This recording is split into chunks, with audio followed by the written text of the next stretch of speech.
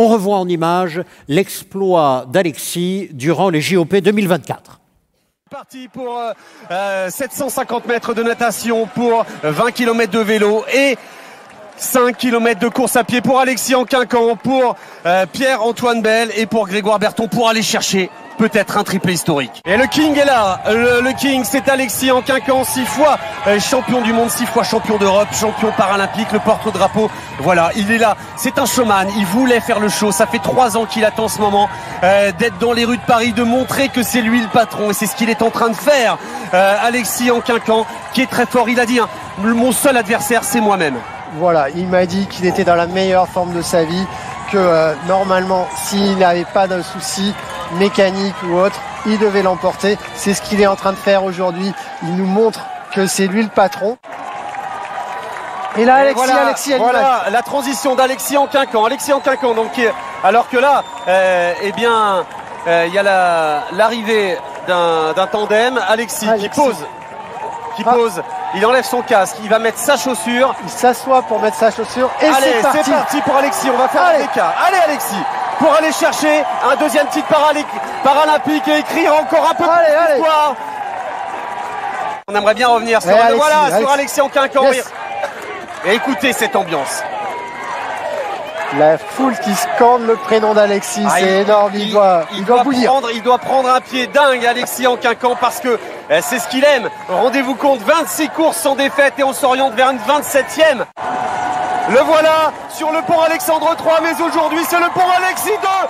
3 ans après Tokyo, Alexis Anquincan remporte à nouveau le plus beau des titres.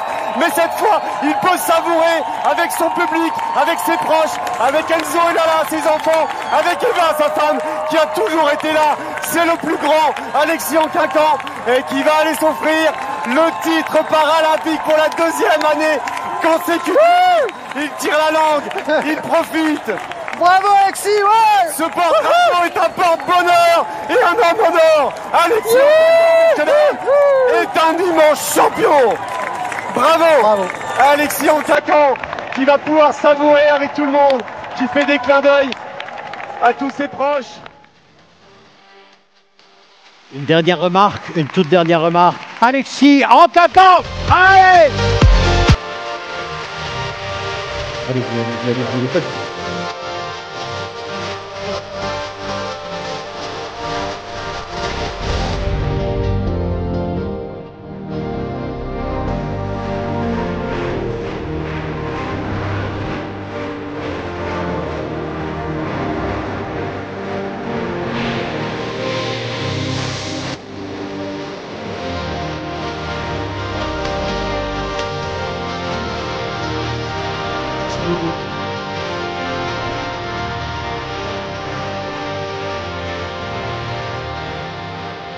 Merci beaucoup, quel accueil, merci beaucoup.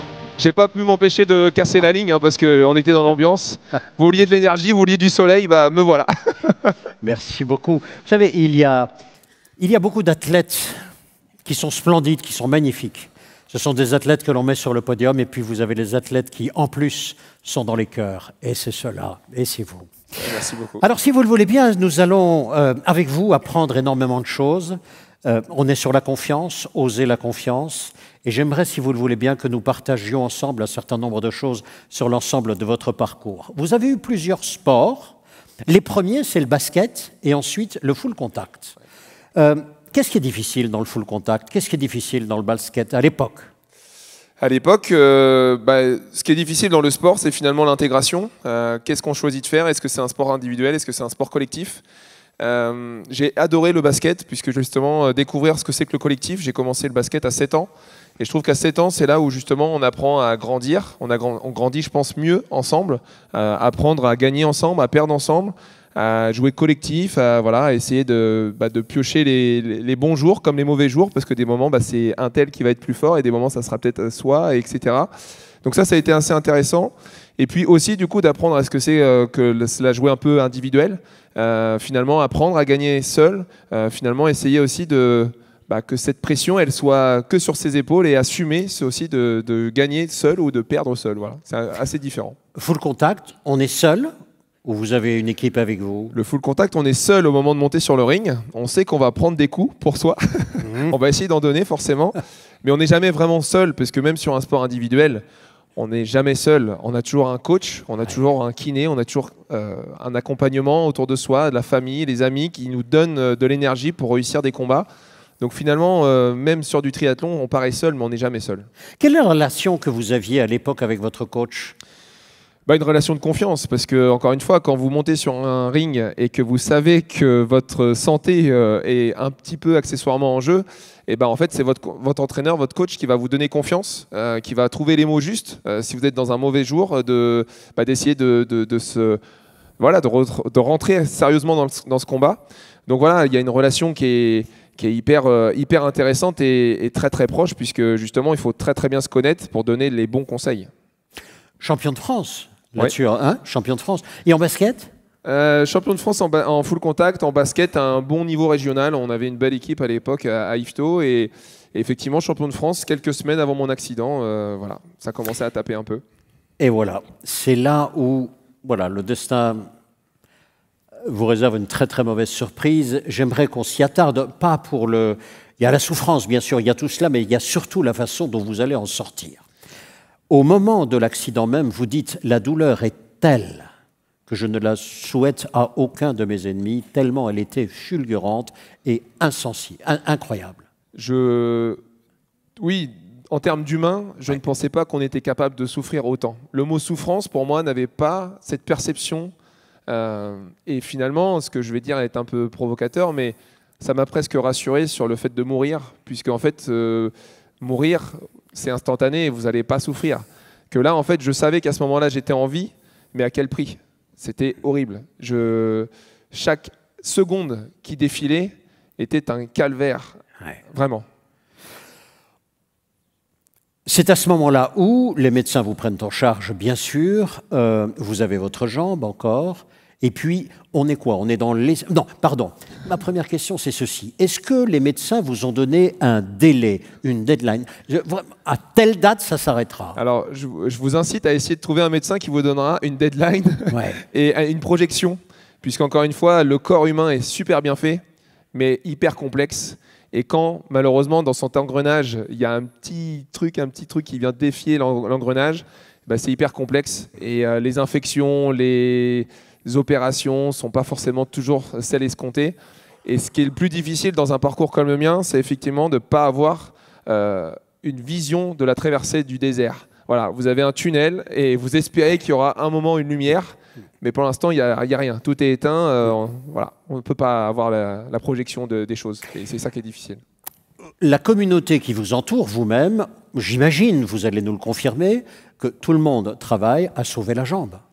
Oui, alors moi, le premier, je vous remets dans le contexte, je me fais accidenter, j'ai 24 ans. À 24 ans, on a la vie devant soi, on est hyper actif, on veut tout bouffer. Et voilà, cet accident, il est à la fois dramatique. Et moi, en fait, voilà, je suis quelqu'un de très déterminé et je vais tout mettre, tout œuvrer pour que cette jambe, elle soit sauvée. Donc moi, au départ, quand on me parle d'amputation et qu'on me dit que ma jambe est vraiment mal fichue, ça me fait ni chaud ni froid. Moi, j'y crois et je vais aller au combat. Pour vous donner une idée, pour sauver cette jambe, j'ai encaissé 25 anesthésies générales en 3 mois. Donc grosso modo, tous les 2 à 3 jours, anesthésie générale. Donc en fait, c'est un parcours vraiment, vraiment très, très violent à suivre.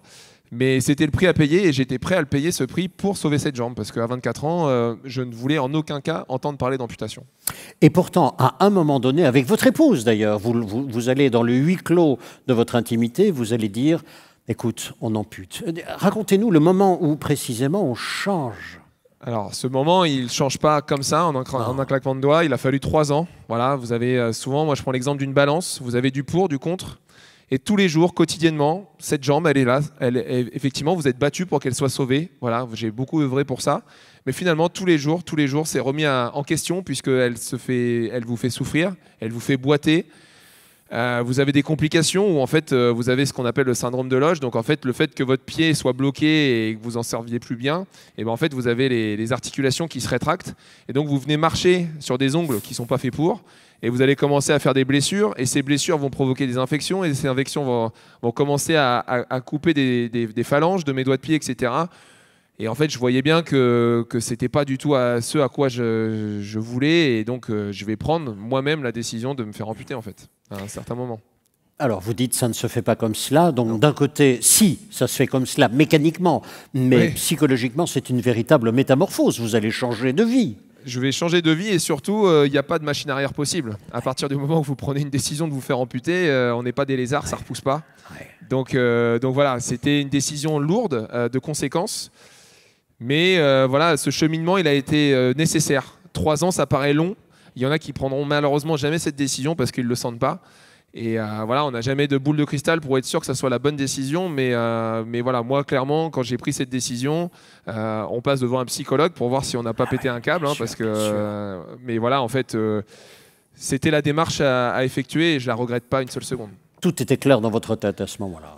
Alors, c'est jamais super clair à 100%, mais en tout cas, moi, je ne voulais qu'une chose, c'est pouvoir, entre guillemets, reprofiter de mon corps à 100% comme j'en avais envie. Et là, je sentais bien que ce n'était pas le cas. Vous avez même interrogé votre épouse dans une intimité très forte, hein? Oui, bah, l'enveloppe charnelle fait partie forcément des rapports humains.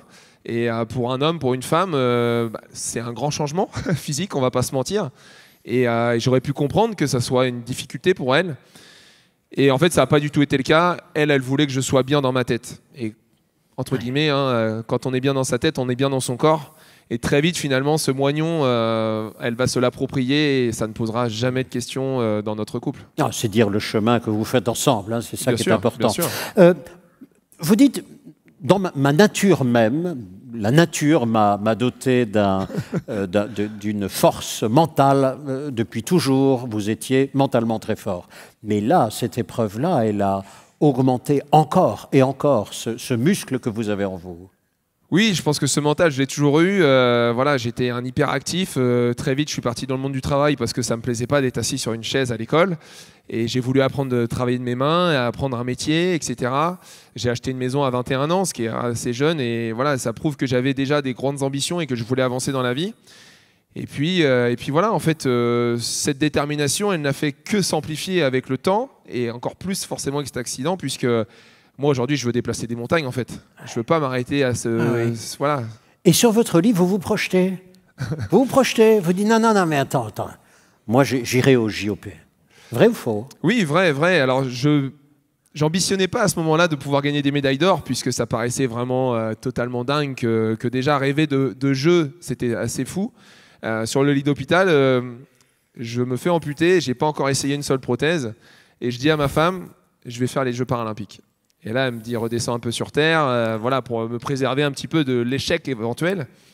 Et en fond de moi, je suis sûr que je vais le faire. J'en suis persuadé. Et donc ce rêve, et c'est souvent ce que je conseille aux gens, c'est de pouvoir rêver, parce que finalement, aujourd'hui, on est tous capables de rêver ce soir. Et un rêve, la plupart du temps, quand vous allez essayer de le mûrir, quand vous allez essayer de le réaliser, le matin, vous allez vous réveiller avec une banane en disant « Ah, j'ai fait un rêve ». Et quand vous allez raconter à quelqu'un autour de vous, il va tout de suite vous casser le rêve en disant « Bah, redescends sur terre, c'était un rêve ». Mais je trouve que c'est dur, cette notion de vouloir redescendre quelqu'un sur terre, puisque justement, ce rêve, il paraît tellement inaccessible. Mais pourquoi lui dire que c'est pas possible? Et donc, moi, ce rêve de pouvoir participer à Tokyo, et ben voilà, je vais le mûrir tous les jours. Et les semaines, les mois ont passé, et ma femme a commencé à se dire « Mais il va vraiment le faire, en fait. Il va vraiment le faire ». Et ouais, je suis très fier parce que ce que vous voyez aujourd'hui, l'athlète que je suis devenu, c'est exceptionnel et je suis super heureux. Mais il y en a quelques-uns ici dans cette salle qui me connaissent, qui savent toutes les portes que j'ai dû enfoncer parce qu'elles n'étaient pas ouvertes forcément.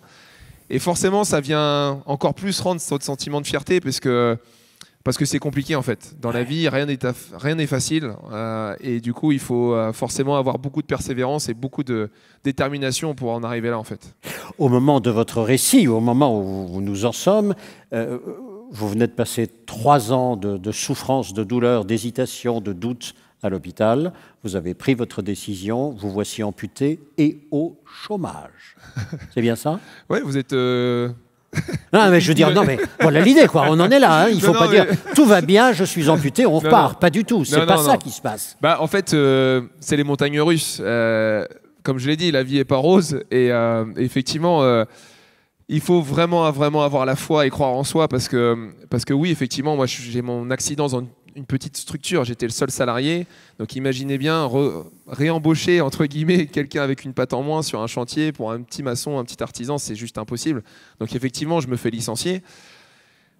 Et ce licenciement, en fait, quand j'ai le projet de vouloir être champion olympique, champion de triathlon, et ben en fait, naturellement, je vais aller voir l'orthoprothésiste et je vais lui demander de savoir comment on fait pour courir.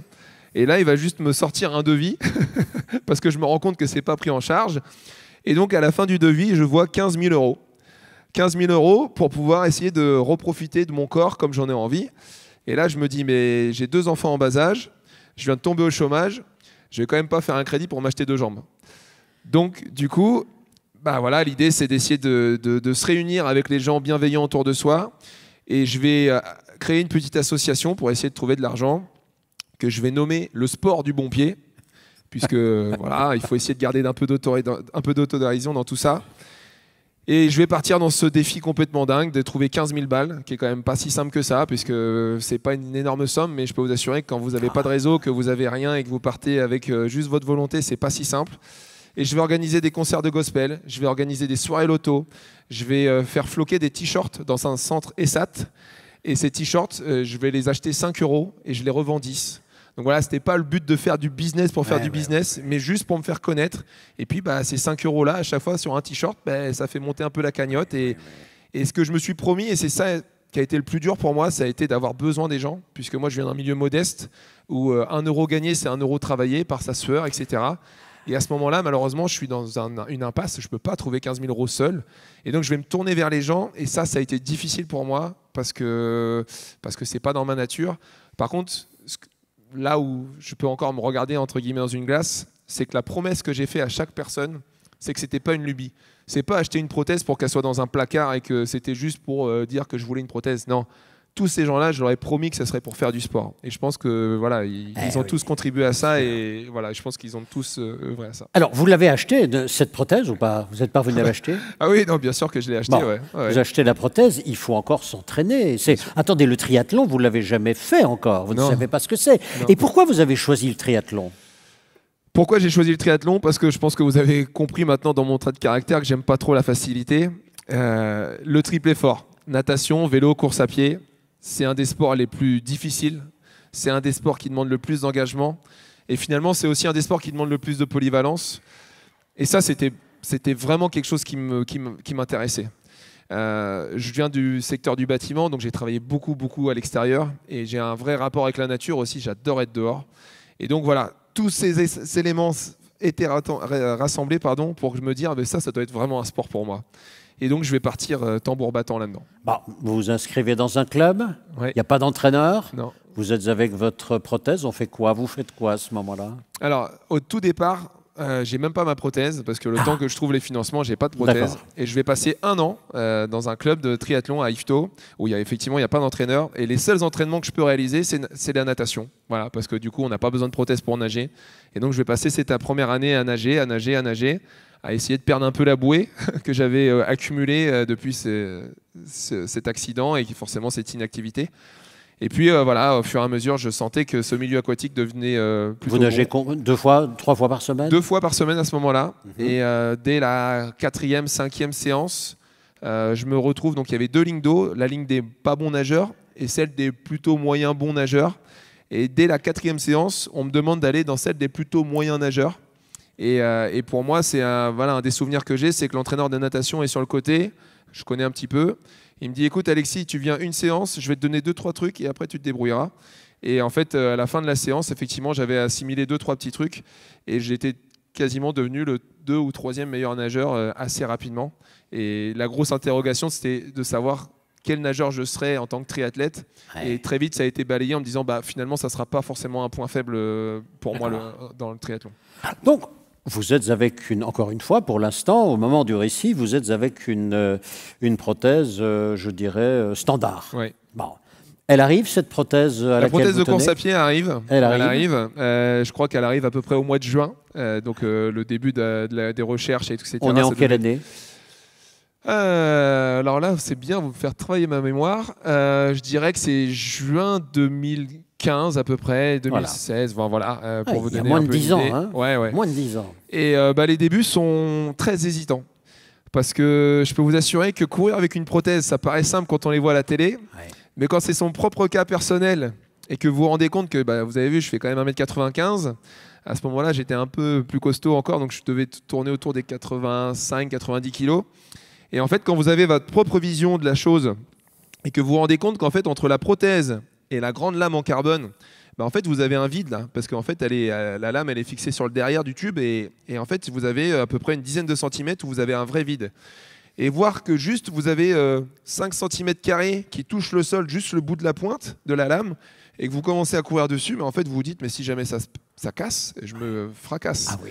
Donc voilà, il y a une vraie appréhension de la prothèse et finalement faire corps avec ça, avec cette prothèse, elle va me demander, je pense, 2-3 semaines vraiment de façon assidue à me dire, mais voilà, j'y vais quoi, faut y aller. On vous a quitté, vous n'aviez toujours pas d'entraîneur. Non. Et là, petit à petit, comment ça se passe? Vous êtes toujours dans le même club?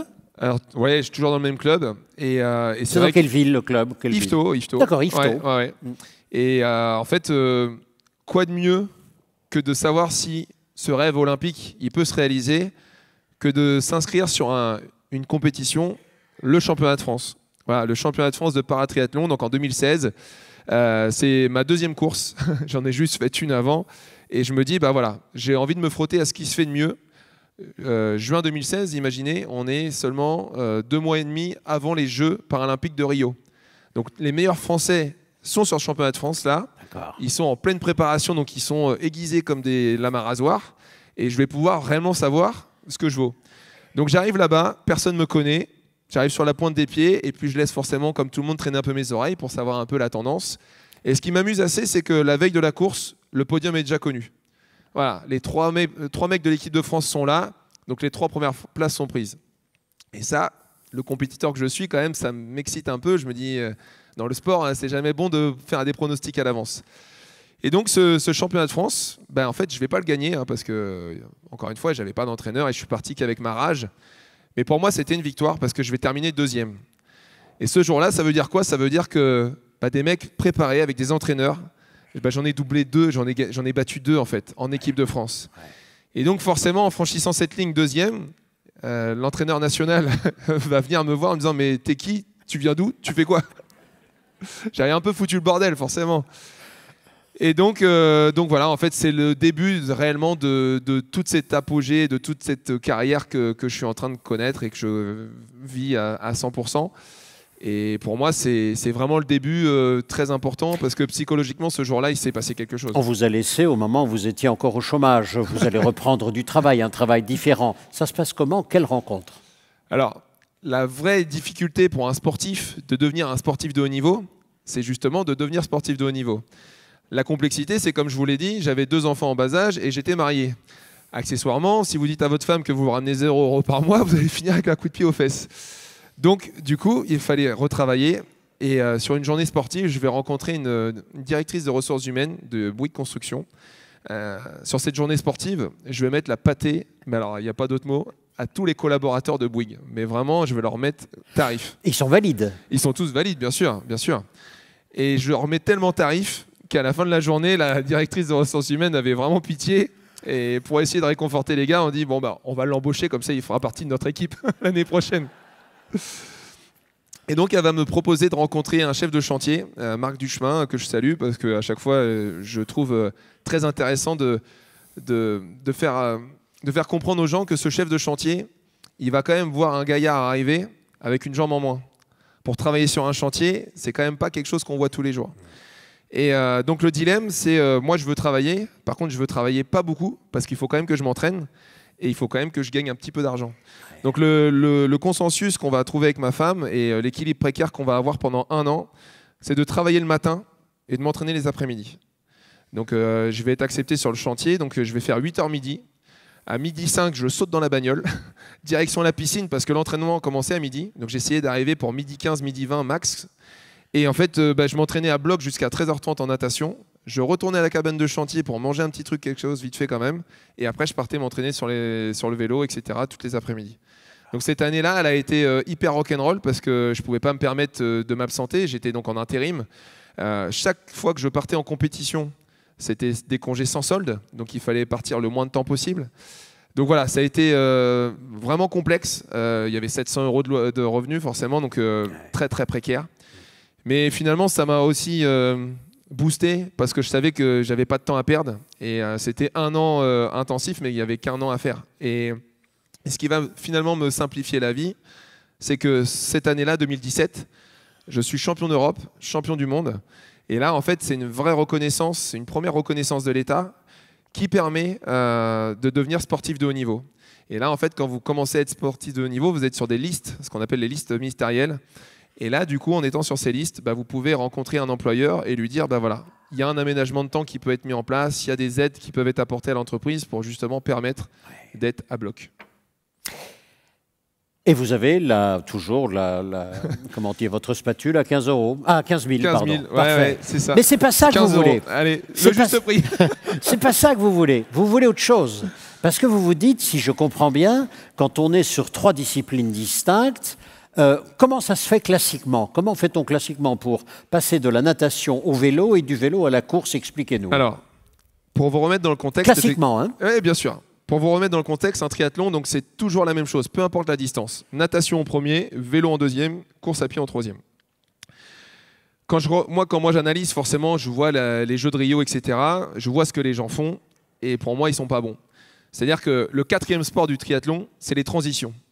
Plus de temps vous allez perdre à vouloir mettre une chaussure de vélo, plus de temps vous allez perdre à mettre une chaussette, à mettre un casque, etc., etc. C'est du temps de perdu.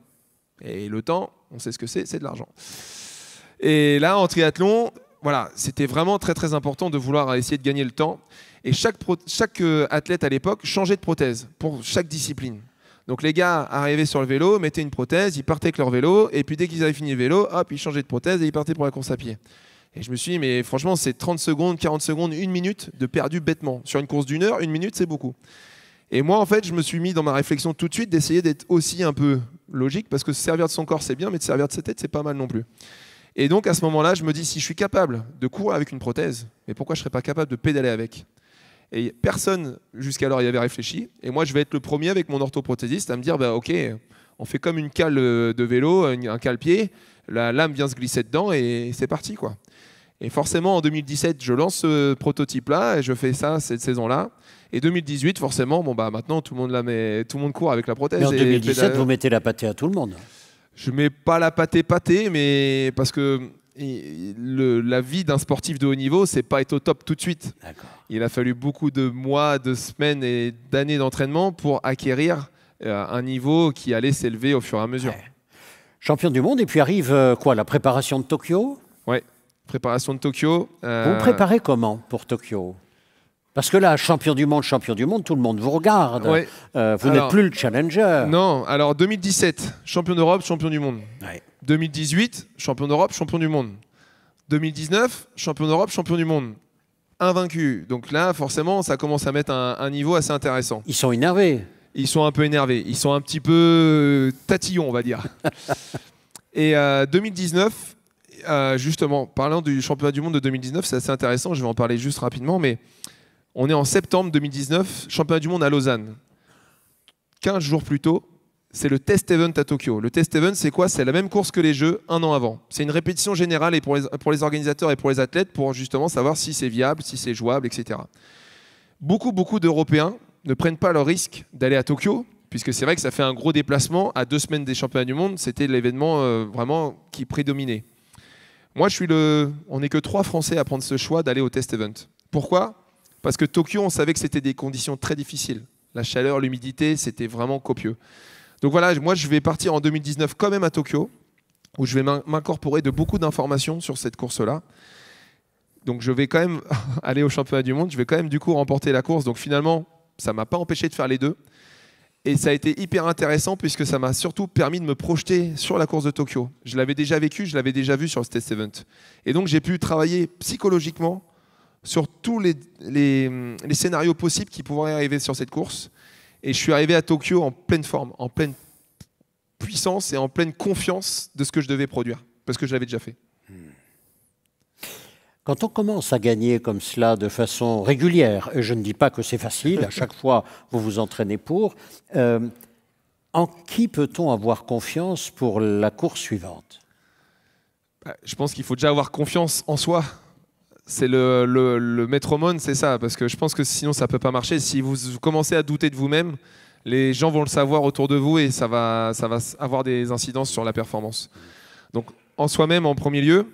Après, je pense que la confiance de son entourage proche, entraîneur, kiné, famille, etc., c'est indispensable puisque pour avoir un vrai équilibre, il faut être bien dans sa tête, bien dans son corps. Et pour que ça soit le cas, en fait, il faut que tous autour de soi, il y ait une espèce de microclimat, entre guillemets, de bienveillance et de partage pour que ça se passe au mieux, en fait.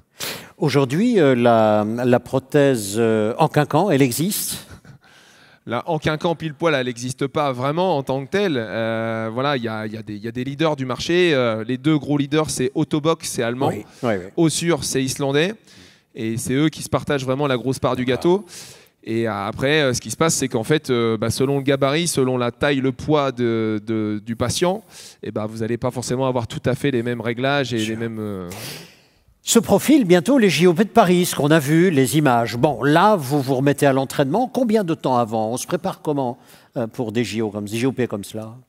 Les Jeux, ça se prépare quasiment tous les jours. À partir du moment où vous savez que vous y allez, ça trotte dans la tête. Donc vous avez commencé quand? Quand les gens ont commencé à me parler de Paris, au moment de Tokyo, parce qu'on savait que les Jeux de Paris arriveraient en 2024, mais les Jeux de Paris, on m'en parlait déjà quasiment en 2019, 2020, quoi. Ouais. Et je leur disais, attendez, il y a déjà Tokyo, il faut valider Tokyo, il faut faire Tokyo, et savoir si je serai à Paris et si je serai compétitif à Paris, vous le serez en temps voulu. Ça a été le cas, j'ai vraiment laissé Tokyo vraiment se faire et gagner Tokyo, ça a été exceptionnel. Et vraiment Paris, moi j'ai commencé à vraiment me projeter à partir de... Moi je parle de 2 ans avant en fait. 2 ans avant, c'est-à-dire que si là, admettons, pour Paris, je me projette sur 2022, quand vous êtes champion du monde 2022, ça aide à déjà accumuler de la confiance et ça aide aussi à se projeter pour se dire que dans les 2 prochaines années, en 2023, c'est-à-dire que vous avez le test event, donc on recommence, hein, c'est la course d'organisation et de préparation. Déjà, ça, c'est un élément indispensable. Je veux être au test event. Pour les mêmes raisons que je vous ai évoquées tout à l'heure, je veux me préparer psychologiquement à cette course et je veux la voir. Je veux qu'elle soit visible, palpable. Et donc 2022, voilà, ça commence par ça. Et puis, vous savez que si vous êtes, entre guillemets, capable d'être sur le podium, voire d'être champion du monde 2023, à même pas 1 an de l'échéance, vous mettez un curseur et un marqueur sur le front de tous vos adversaires en disant que c'est vous qui allez gagner la course. Parce que vous êtes le numéro 1, le number 1. J'imagine aussi qu'au fur et à mesure, bien sûr, vous montez les marches, l'ambiance change à la maison. Ça simplifie. Bien sûr que, voilà, on a parlé tout à l'heure du Crédit Agricole et ce qui est hyper intéressant et dans la progression d'un athlète, c'est aussi d'avoir des entreprises qui vous accompagnent dans ce projet. Ouais. Puisqu'on va remettre juste les choses rapidement dans le contexte. Aujourd'hui, je suis 7 fois champion d'Europe, 7 fois champion du monde. Ça m'a rapporté 0 €. Ces titres internationaux majeurs ne rapportent pas d'argent. Ça n'existe pas. Aujourd'hui, en World Triathlon, la Fédération internationale de triathlon ne diffuse pas, ne donne pas d'argent, de primes d'argent pour ces courses-là. Donc, les seuls résultats de primes sont les courses paralympiques, au même titre que les olympiques. Mais du coup, si vous attendez 4 ans pour essayer de toucher le maximum de 80 000 € imposés forcément par l'État, qui vous fait du coup un peu moins, voilà. En fait, c'est d'abord des métiers et des sports de passion. On ne sera jamais riche à hauteur des footballeurs, des rugbyman, des tennisman, peu importe. Mais par contre, moi, c'est pas ce que j'attends de la richesse. C'est vraiment voilà, de m'épanouir et finalement de pouvoir faire ma passion. Et le soutien de ces entreprises est indispensable, puisque forcément, quand vous touchez la tête à Toto, quand vous êtes champion du monde, heureusement que les entreprises à côté vous donnent un petit coup de main quand même pour manger autre chose que des pâtes. Soutien de votre épouse, indéfectible, soutien de vos enfants. L'un d'eux vous dit un matin, papa, quand est-ce que j'aurai ma prothèse? Ouais, c'est drôle. C'est drôle parce que bon, je me suis quand même un petit peu habillé pour vous aujourd'hui, je suis en jean. Mais pour ceux qui peuvent me croiser quotidiennement, je suis très très souvent en short quand même. Ouais. Et pour moi, en fait, j'ai rien à cacher aux gens. Ça fait partie totalement de ma personnalité et de ma personne. Et celui que ça peut choquer de voir ma prothèse, si vous saviez à quel point j'en ai rien à faire, Donc oui, je suis très très souvent en short. Et à la maison, depuis le début, j'ai prouvé à mes enfants, et je prouve à mes enfants tous les jours, que ça, c'est pas un handicap. C'est une différence. Et finalement, aujourd'hui, papa, il est capable de monter à une échelle, il est capable de monter sur le toit pour aller démousser le toit s'il y a besoin. Jamais je vais essayer de me débobiner pour essayer de ne pas faire les choses. Non, je veux les faire comme tout le monde. Et finalement, d'avoir mis ça en avant dès le plus jeune âge, en fait, ouais, papa, il est fort comme tous les autres, voire même des moments, il est même pas un peu plus fort parce qu'il est un peu barré. Et c'est ça qui l'a attiré. Et on a une photo aussi qui est vraiment magnifique. Ma fille qui a 18 mois à peu près, qui a la couche et qui est dans la salle, et je venais juste de retirer la prothèse pour je sais pas faire quoi, et en fait naturellement par l'étonnement et toute la méconnaissance du truc, elle se plonge dans la prothèse et on la voit regarder dans l'emboîture en se demandant ce qu'il y a en fait. Ouais. Et pour moi cette photo elle vaut de l'or parce qu'on voit l'émerveillement d'un enfant, mais sans se poser une seule fois la question de se dire mais est-ce que vraiment c'est un handicap ça? Voilà. Non, c'est un objet parmi tant d'autres. Et voilà quoi. Je reviens sur la préparation de Paris. Dites-moi quelle est la distance en natation qu'il faut accomplir? Alors, le format sprint, donc moi, ma spécialité pour le paratriathlon, donc toutes les courses internationales, des championnats d'Europe, championnats du monde, les Jeux, c'est ce qu'on appelle le format sprint, c'est 750 mètres de natation, 20 km de vélo et 5 km de course à pied. Des distances assez courtes, vous allez me dire, ouais, c'est pas ouf. Par contre, la complexité, c'est que vous avez vu, je l'ai fait à Paris en 58 minutes. Ça se complique un petit peu. Pour vous donner une idée, en fait, il va falloir nager à peu près les 10 minutes la natation. Il va falloir rouler les 20 km en 30 minutes à peu près, donc 40 km/h de moyenne. Et en course à pied, là, j'ai validé la course à pied à Paris en 16 minutes 40, donc 18 km/h de moyenne, sachant que le dernier tour, j'étais un petit peu plus cool, donc j'aurais pu gagner un petit peu encore. Mais voilà. Qu'est-ce qui explique qu'à Paris, j'avais une décontraction, mais sur le visage, beaucoup m'ont reproché le fait de ne pas avoir été assez marqué physiquement. Je suis désolé déjà. Mais ce qui explique ça aussi, c'est que pour nager 750 mètres de natation, pour être le plus fort possible à Paris, en fait, tous les jours, je nageais entre 6 et 7 km. Donc en fait, 8 fois plus à l'entraînement que ce que j'étais censé faire en compétition.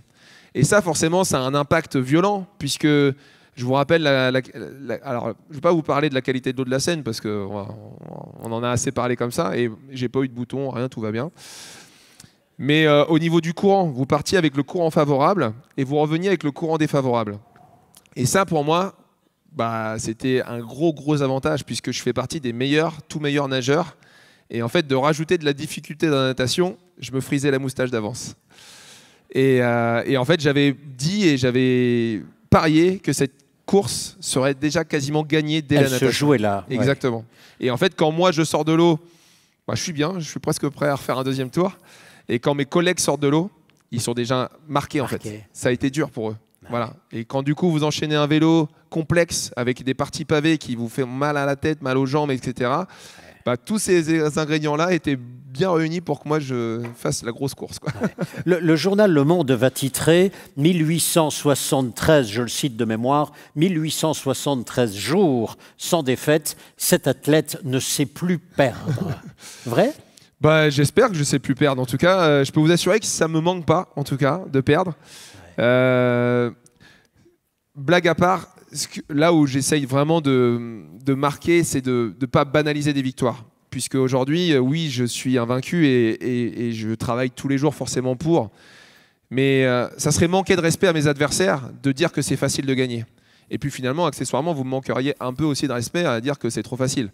Moi, ceux qui pensent accessoirement que c'est facile, je les invite pas longtemps. Je dirais une journée, ça suffirait peut-être. Mais pour les plus ambitieux, une semaine. Une semaine à faire ce que je fais, à faire tous les entraînements que je fais.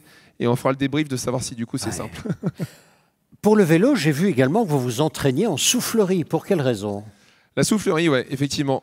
Pour quelle raison ? Comme je vous l'ai dit tout à l'heure, moi je suis quelqu'un qui essaye de me servir un maximum de ma tête.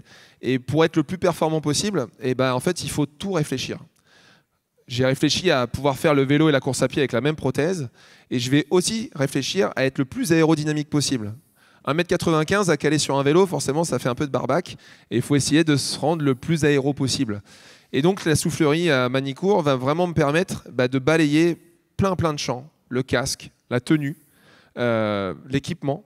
Et on va en venir au fait que ouais, j'ai changé de casque pour la course des Jeux. La tenue, j'ai vraiment fait plusieurs tests sur plusieurs tenues et j'ai choisi celle qui était la plus aéro. Et puis aussi, pour la course des Jeux, j'ai innové et j'ai été un athlète qui a rajouté un carénage sur la lame en carbone, puisque voilà, il fallait la rendre aérodynamique. Et ça, forcément, on essaye d'être un peu malin. Et cette demande de rendre cette prothèse aérodynamique, je l'ai faite assez tardivement pour que ça soit accepté, mais que ça ne soit pas copié. Donc voilà, j'ai pas fait de course avant les Jeux avec ce cache. Et quand je suis arrivé au Jeux avec le cache, j'ai bien vu que les athlètes se disaient putain, mais qu'est-ce qu'il a sorti? Et voilà, la petite innovation était là. Et bon, forcément, je vais pas vous faire de dessin. L'année prochaine, je sais que les caches vont sortir en pagaille quoi, sur les autres. Vous êtes dans le dernier tour, on en a vu les images. Qu'avez-vous au cœur, qu'avez-vous en tête? Franchement, c'est difficile de vous raconter les émotions que j'ai eues, que j'ai vécues. Enfin, vous l'avez vu, vous l'avez perçu. Enfin, ces Jeux de Paris ont été une dinguerie dans tous les sens du terme, sportivement, émotionnellement. Moi, j'ai jamais autant entendu la Marseillaise à Paris pendant 1 mois et demi. Et ce dernier tour, en fait, il concrétise tous ces absences de la maison, il concrétise tous ces entraînements où vous vous en mettez mais plein et que vous dites mais à quoi bon? Enfin, il faut être un peu tordu. Et ça vient concrétiser voilà tout ça. Et ça vaut tellement l'or du monde de voir tous ces gens qui vous encouragent, qui vous poussent. Et en fait, dans ce dernier tour, comme je sais que j'ai la chance d'avoir un peu d'avance sur les autres, je lève le pied naturellement et je profite de l'instant et je salue les gens. Et j'ai envie de leur dire que j'ai envie de leur faire prendre conscience et leur remercier de leur investissement, de leur applaudissement, de le fait d'être là, présent. Et puis forcément, je pense aussi à tous ceux qui sont malheureusement pas présents, qui sont derrière les télés. Et je pense qu'on a vécu des moments de sport exceptionnels et on est assez, comment dire, on est assez. Je pense qu'on n'est pas assez fiers d'être français en temps normal. Et on a entendu beaucoup de critiques avant les Jeux. Et à partir de ce moment où cette flamme elle est arrivée sur notre territoire, il y avait quasiment plus de critiques et on sentait que ça y est, c'était la ferveur qui prenait le dessus. Et quand on a vu ces cérémonies d'ouverture hors stade, qu'on a vu toutes ces... Mais je pense qu'on peut clairement être fier de ce qu'on a fait, parce que c'est du premier... Enfin, ça n'avait jamais été fait hors stade. Et en fait, ça a été une énorme réussite. Et là, aujourd'hui, je peux vous dire que Los Angeles, ils sont pas sereins du tout, les gars. Parce qu'ils ont les dollars, mais ils savent pas comment ils vont faire, en fait. Parce que là, on a mis... Mais quand je dis ça, moi, j'ai à peine ça. Mais Paris 2024, Tony Estanguet, tout ça, l'État français a tellement mis la barre haute que là, les Américains vont vraiment se retrousser les manches. Parlons-en de Los Angeles. Vous irez? Vous y êtes? Ça y est? Alors, j'y suis pas, mais quand je vois ce que j'ai fait cet été, quand je vois l'énergie que j'ai et surtout l'envie, parce que je pense que sans envie, ça peut pas marcher. Dans un investissement comme et un sport comme le triathlon, si vous y allez pas à 100%, ça peut pas aller en fait. Donc moi, aujourd'hui, je suis hyper épanoui, j'adore ce que je fais. Donc oui, l'envie est là. Et quand je vois ces émotions que j'ai vécues, en fait, j'ai envie de me faire un dernier shoot d'adrénaline. Donc oui, j'ai clairement envie d'aller à Los Angeles. Maintenant, 4 ans, c'est quand même encore assez long. Donc il va falloir se laisser un peu le temps de voir si le corps et l'esprit est capable de prendre ces 4 ans de charge. Mais au jour d'aujourd'hui, il n'y a pas de raison de ne pas vouloir y être et de ne pas avoir de raison non plus d'y être compétitif, parce que si c'est pour y aller pour faire dernier, c'est même pas la peine. Donc voilà, moi j'ai envie de me lancer ce dernier challenge, de finir à Los Angeles, et après je partirai avec ma canne, voilà, profiter de ma vieillesse. Alexis Ancacan. Oh.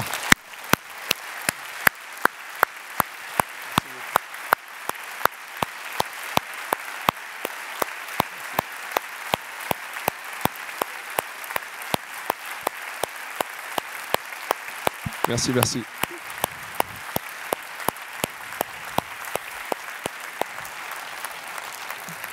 Merci beaucoup.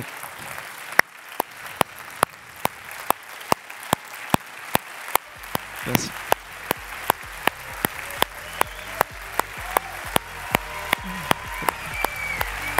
Attendez, je vais vous donner le micro, ça fait plus de bruit. Alors, merci beaucoup.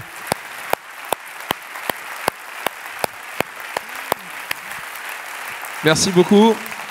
Ça me fait très plaisir de revenir ici. J'étais venu il y a 2-3 ans et ça me fait vraiment plaisir parce que cette région Normandie, voilà, je l'ai assez revendiquée comme ça. Je suis hyper chauvin et je suis très fier d'être normand, forcément fier d'être français. Et les 2 choses vraiment que je voulais insister, c'est vous dire que, voilà, que n'ayez pas peur de rêver ce soir. Couchez-vous, réalisez des rêves de dingue et j'espère que vous les réaliserez. Et puis surtout aussi, dites autour de vous que ça n'arrive pas qu'aux autres. Voilà, je pense que je suis un exemple que dans la vie, tout est possible. Je pense qu'un petit Thomas Pesquet, à l'époque, quand il était gamin, qui dit qu'il serait astronaute, il n'y en a pas beaucoup qui ont dû le croire. Et pourtant, il l'a fait. Donc voilà, si vous avez des projets, partez tête baissée. Je vous souhaite de ne pas vous casser la goule. Mais si jamais vous tombez, bah, relevez-vous et repartez sur autre chose. Et un grand merci pour votre écoute. Merci. Merci beaucoup. Merci Alexis. Super. Ah, partagez, merci beaucoup. Merci Alexis.